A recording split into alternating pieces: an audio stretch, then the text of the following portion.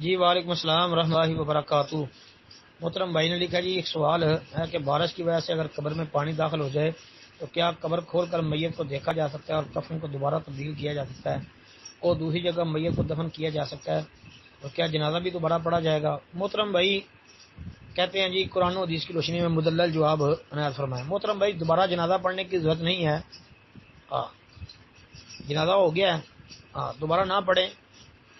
دوسری بات یہ ہے کہ کفن نہیں تبدیل کریں گے، کفن تبدیل کرنے کی ضرورت نہیں ہے، بس اس کو قبر سے نکال کر جو ہے کسی اور جگہ دفن کر دیں یا اسی قبر کو صحیح کر کے تو ادھر ہی دفن کر دیں، جیسے بھی کر دیں۔ اب میت کو کسی دوسری قبر میں بھی دفن کیا جا سکتا ہے، یعنی کسی اور جگہ نئی قبر نکال کے تو وہاں دفن کر دیں، یہ جائز اور درست ہے۔ دلیل اس کی صحیح بخاری کے اندر آپ دیکھ لیں 51 نمبر حدیث، یہ دو حدیثیں ہیں، آپ پڑھ لیں 1352 والی بھی یہ دیکھ لیں، یعنی سی ہی ہے نا، تو یہ 50 اور 51 آپ کو انشاءاللہ سمجھ آ جائے گی۔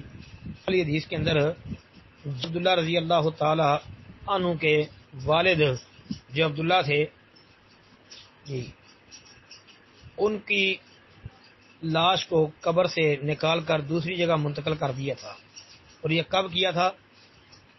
6 ماہ بعد، یعنی ان کو جب دفن کر دیا گیا تھا تو 6 ماہ بعد جو ہے اس طرح کیا تھا، تو اس لیے ایسا کرنا جائز اور درست ہے۔